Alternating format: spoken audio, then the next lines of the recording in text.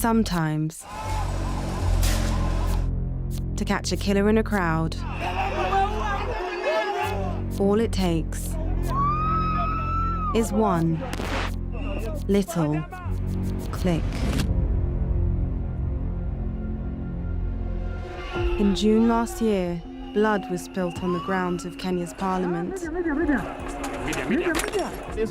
The month before, the government, led by its president, William Ruto, proposed its annual budget, the 2024 finance bill. If we are a serious state, we must be able to enhance our taxes. By raising taxes, it promised to address the country's growing debt problem. I vote yes. But many young Kenyans, nicknamed Gen Zs, didn't see it that way. Our members of parliament, the president, they are not listening to us at all. People just had enough of everything. That is where it all began. On June 25th, everything changed.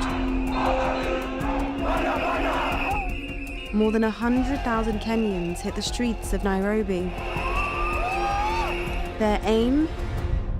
Occupy the parliament.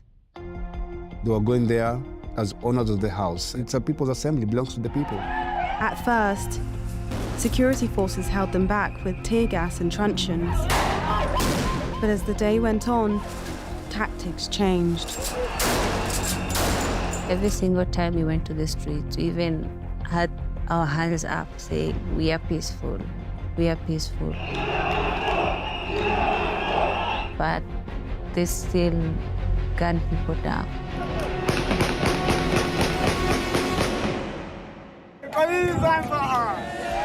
At least 3 young men were killed at Kenya's parliament: David Chege, Erickson Mutisia, and Eric Shieni.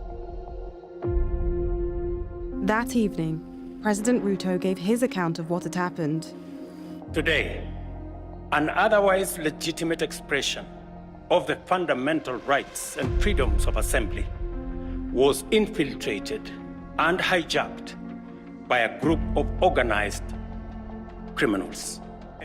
Though he regretted the deaths, he thanked the security forces and placed the blame squarely with those he called organized criminals.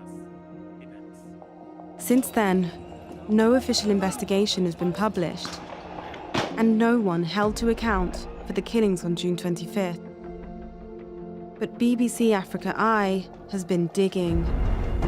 We've mapped more than 5,000 photos and videos to reconstruct those killings. You could see he's clearly aiming, meaning he was aiming to kill as a message to them. Now, we can show you exactly what happened. We can pick out the killers in the crowd. We can reveal who they were working for. And we can offer an answer to one simple question. Was there any reason to spill blood on the grounds of Kenya's parliament?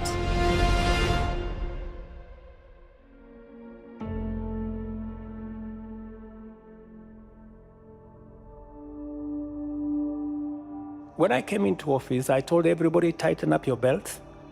I am not going to preside over a bankrupt country. I am not going to preside over a country that is in debt distress. In 2024, the government produces another finance bill. Taxing basic commodities, so people couldn't afford them anymore. Over the past decade, our tax revenue as a share of GDP has remained stagnant. This stagnation is a cause for concern. It's already really hard for everyone as it is, and the taxes are going to make life much harder for all of us. The whole principle is that you must live within your means.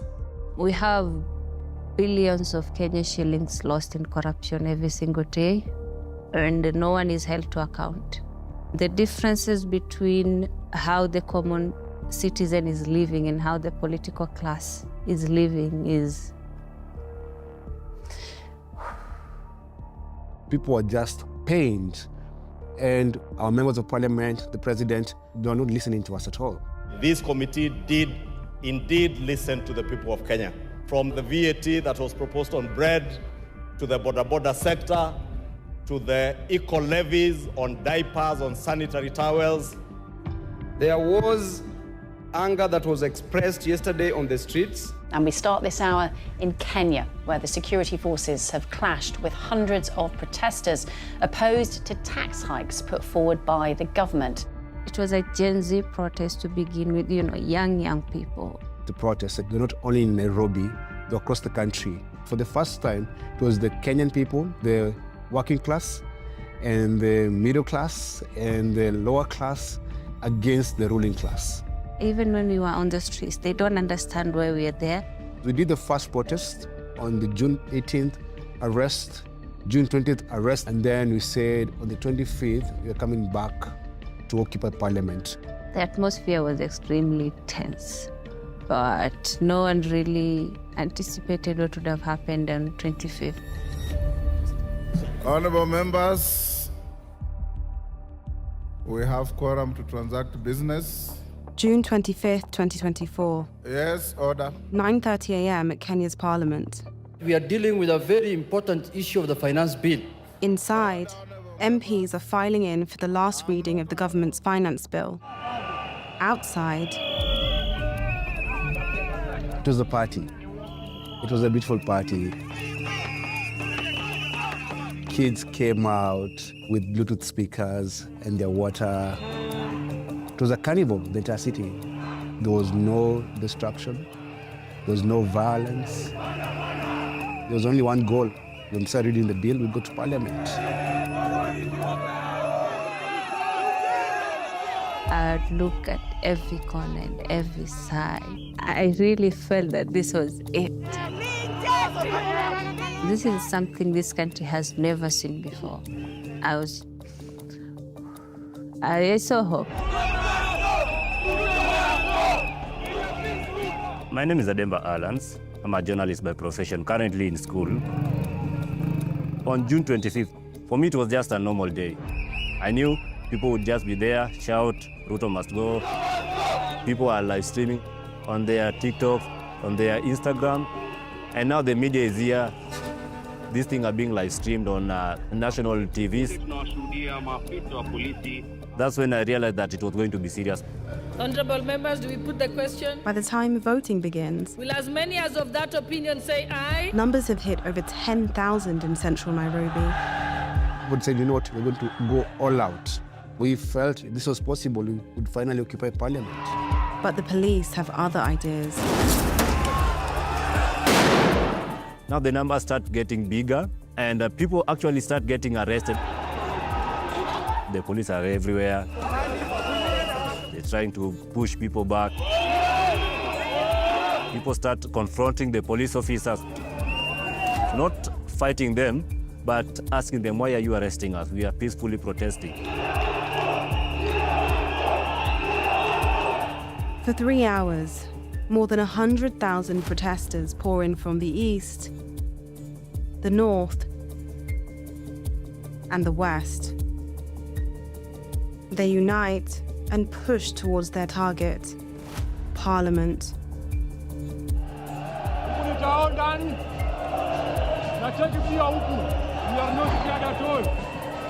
This is Kenya. We are one. Order, honorable members, order. Despite the chaos on the streets, MPs are still in the chamber. I vote yes. Ongili Babu Owino. I vote no. I was 100% supporting the demonstration. We were not happy in Parliament. There was a lot of lobbying by the executive, those members of Parliament who are in support of the finance bill. Earlier on, they were so happy that they were winning.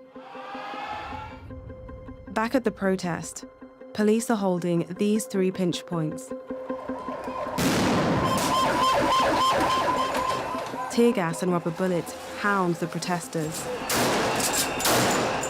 But they keep coming. People even climbing on top of those water cannons. People evading arrest. Now numbers are increasing. People had one sole goal: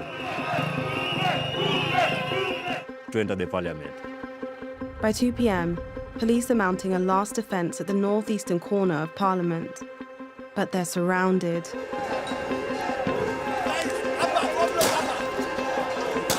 Inside the chamber, Honorable members, something big is about to happen.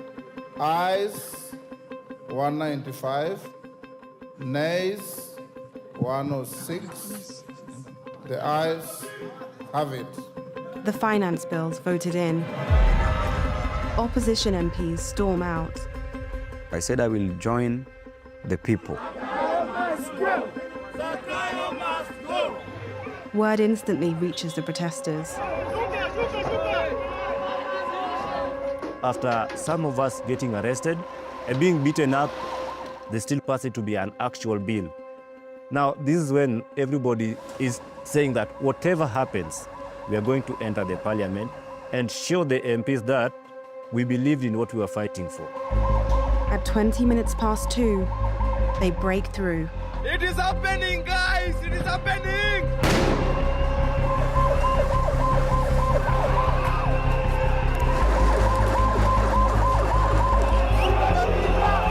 They've reached Parliament. Watu wamemanage kuingia parliament. People are inside the parliament. A lot happens at once in the next hour, so we're going to break it down minute by minute.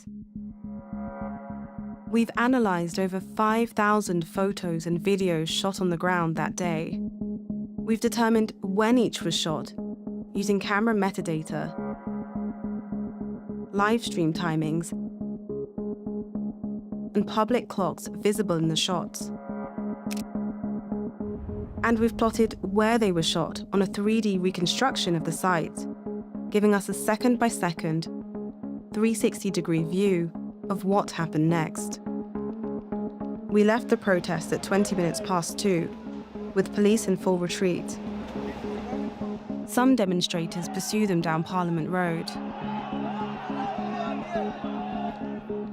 Others overrun this area and destroy an abandoned police truck. The rest tear down the fences and set foot on the grounds. The incursion is short. They don't make it inside. Security forces return up Parliament Road to clear them out. But with them come the photojournalists. On the front line, one photographer took these. He didn't know it then, but he'd just captured the last 3 seconds of this man's life.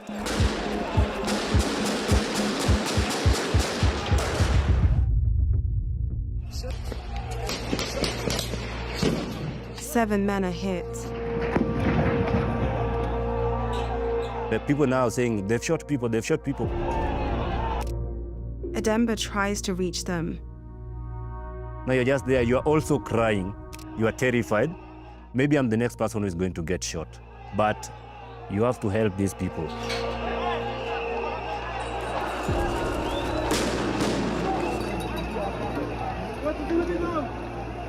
But for 2 of those men, he's already too late. There was a guy next to me, was in white overalls. I don't know where he's shot, but he was shot. You could see blood.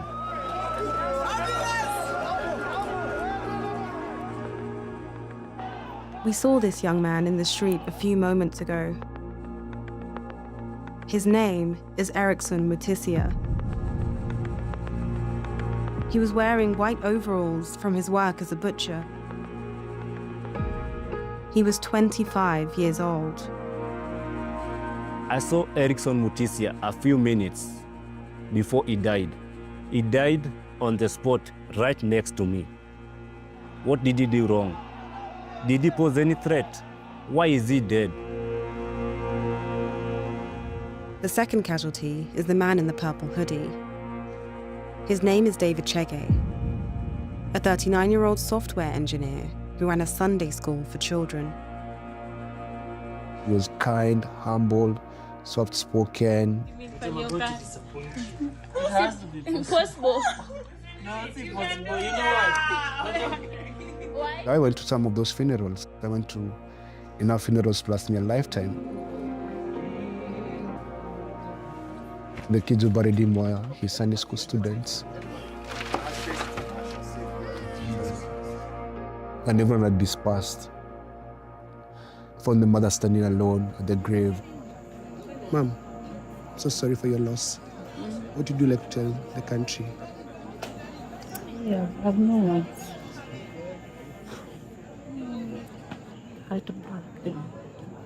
Nothing spoken. I actually think that was the last funeral that I went to. I couldn't handle the more mothers breaking.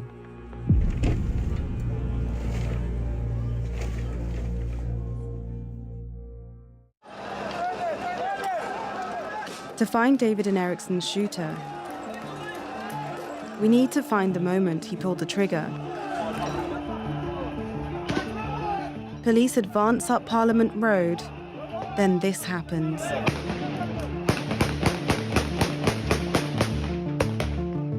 It's not clear at first, but look closer.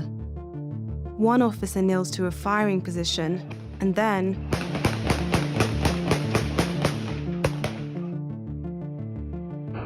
this protester goes down, as does a figure dressed in white, Ericsson. To see David, we need to change our angle. If these shots hit him too, that officer's 50 meters from the pair as he takes them. And it just so happens one journalist was filming in the right place at the right time.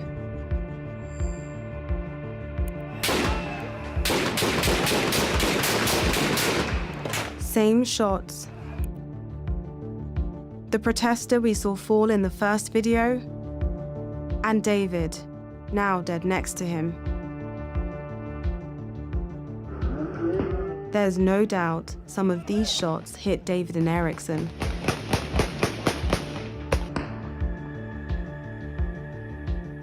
Meaning this man is the one who fired them. But how do you track a man with just a photo of his back? Look at the uniforms. Different weapons. Different body armor. Riot shields. Headgear. And in his case, an upturned neck guard. His features single him out in a video shot a minute later. A perfect match.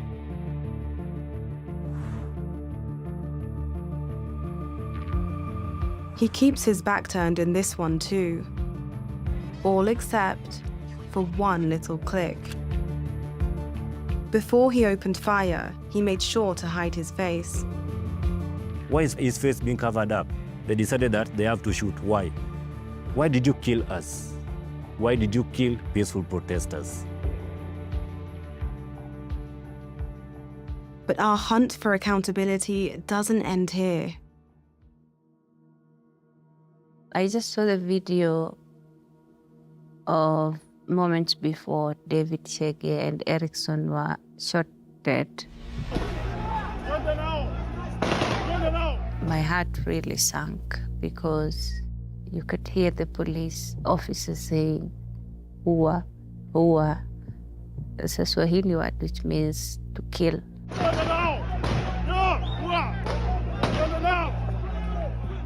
Why would a police officer who is mandated to protect us be that brutal and cruel for nothing? After months of digging, BBC Africa Eye can identify this police officer. His name is John Kaboi. Multiple sources told us he's a plainclothes officer based at the Central Nairobi police station. Even after the fatal shots, he could still be heard urging his colleagues forward to kill. This is the man who fired those shots into a crowd 50 meters from him. And this is the officer who urged him to do it.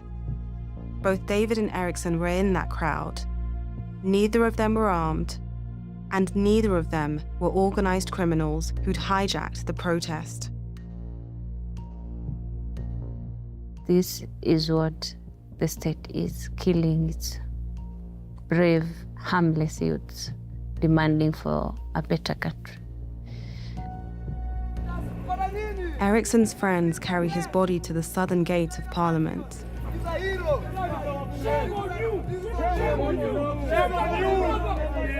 Through its bars, MP Owinu tries to console them. These gentlemen were genuinely fighting for their lives.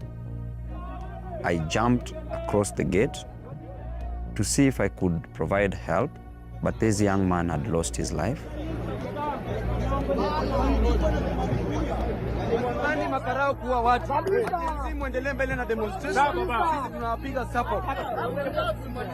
From that moment, the Gen Zs were very close to Parliament.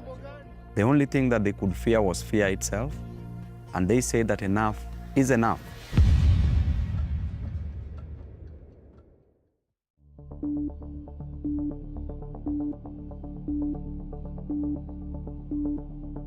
Rather than dissuade the demonstrators, the killings have galvanized them. They try for Parliament again, but this time they do it differently. People came in numbers. Like, a whole stadium is there. Most of them are just, they fear for their life, but they want to get to the Parliament. One man at the front of the pack stands out. We saw him earlier, photographed seconds before David and Eriksson were shot dead. It's a clearer picture, but we still can't see who he is. But in this one, we can. No jacket, but the gloves are the same. And the shorts match too.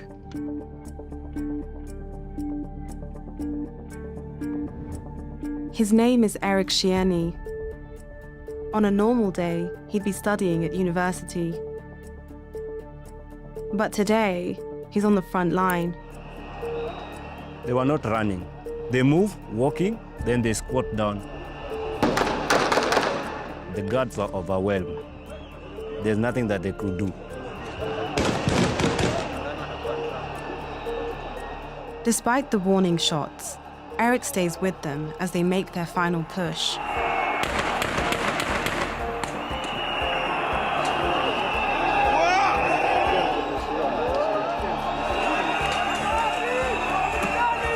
People now entered the Parliament. People were inside the Parliament.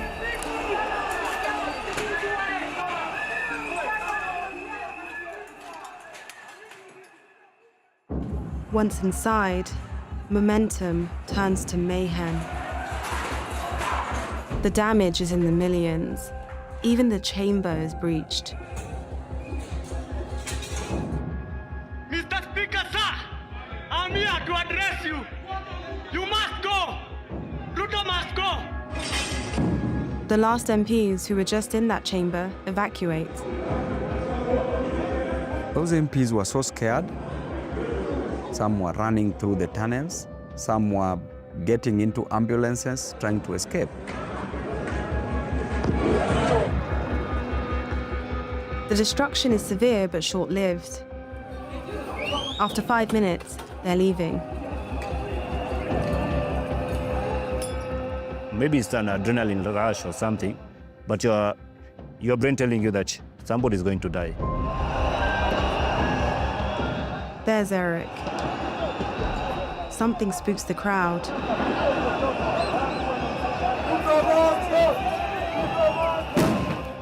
He's caught in the stampede. And we lose him. Ademba's right. Somebody's going to die.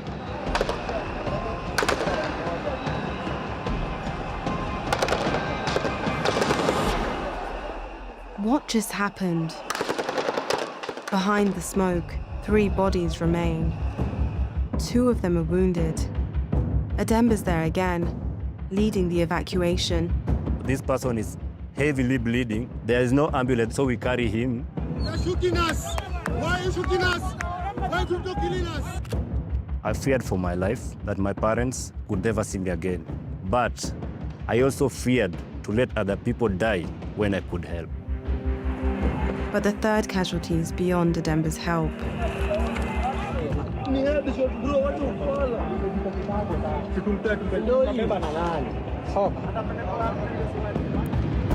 A bullet's torn through the cap and its owner, Eric.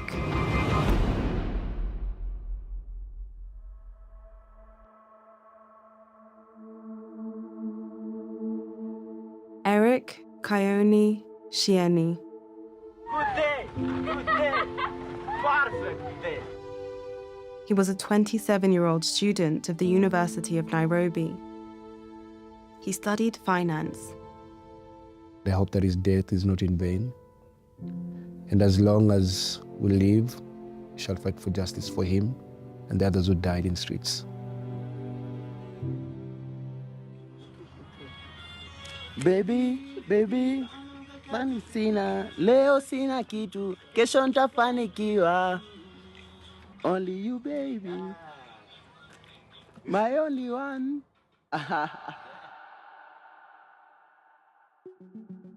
Everything we've seen up till now leads us to one question.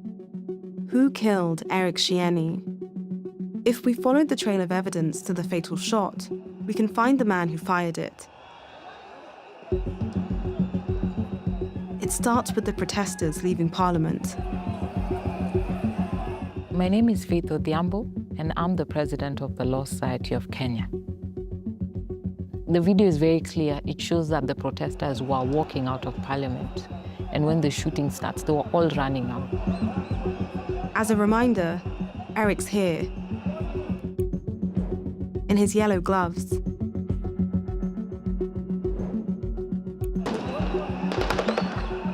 We lose him for a moment, but pick him back up as he reaches the exit. A last flash of his yellow gloves, and then Eric goes down.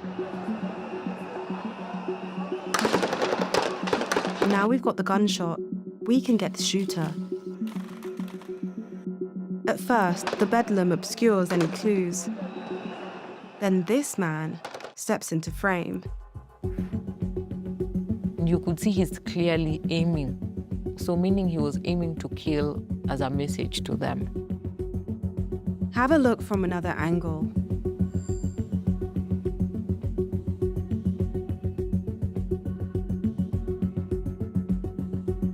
He's just 25 meters from Eric. And there's no question where his rifle's pointing. The aim was to kill those protesters. Eric was just the unfortunate one.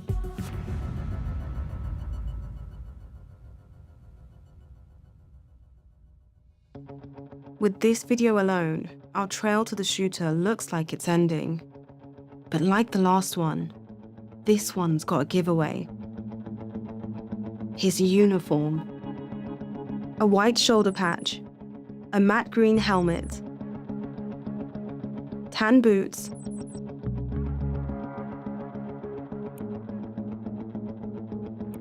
and a solid stock rifle.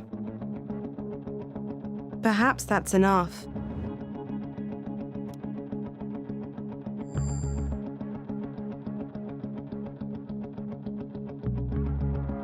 Three minutes after the shooting, a photographer caught these.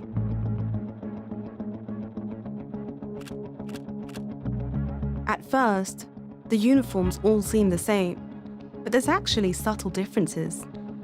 Wrong headgear, no shoulder patch, different rifle stock. But what about him? Same helmet, same boots, and a solid stock rifle. And the shoulder patch? Were he the shooter, it'd be on his other shoulder, which he shows in this video shot seconds later.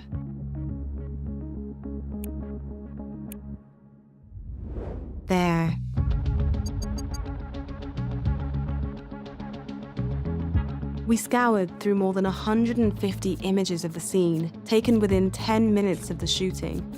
In all of them, only one man matches all the criteria on this list. Him. Eric deserved a fair hearing. We don't know if he damaged Parliament or not. He wasn't aggressive. He was leaving the premises. They could have had him arrested, but the fact that you shoot his head, it was clearly an intention to kill. You have become the judge, the jury, and the sentence executioner for Eric.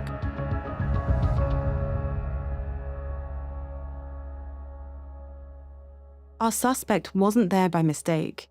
He was working for someone. So the last question is, who? The answer lies in these. Taken 7 minutes after the killing. The squad's moved, but our suspect's still with them.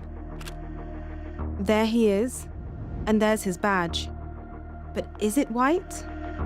Boost the natural color. Black, red, and green too. Only one part of Kenya's security forces officially wears this when deployed domestically: the army.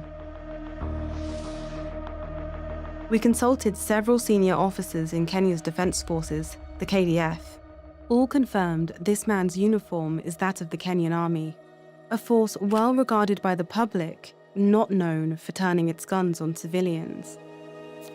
No single piece of evidence pinpoints Eric's killer, but connected, the trail of images we followed lay out a grim case. This man's features match those of the shooter. His uniform shows he's a soldier, and he was aiming at Eric as gunshots rang out. All our evidence points to one conclusion. This soldier killed Eric Shieni as he was running away. That is unlawful. It is unnecessary use of force. Eric deserved a fair hearing. He did not deserve the death penalty.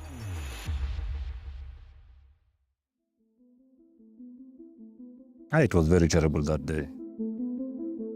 Let me just breathe, because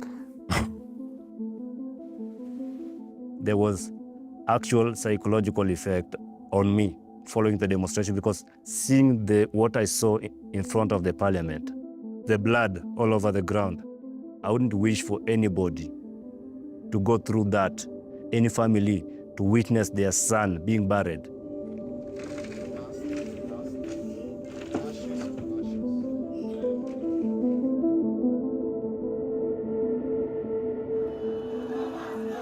More than 2/3 of Kenya's counties held demonstrations on June 25th.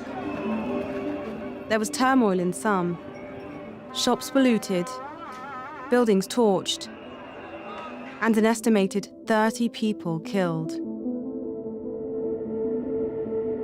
The account President Ruto gave on June 25th painted some of the protesters as organized criminals who hijacked the demonstrations. But for the killings at Parliament, the account captured on the cameras of those who were there is quite different. An account of impunity, of brutality, of blood.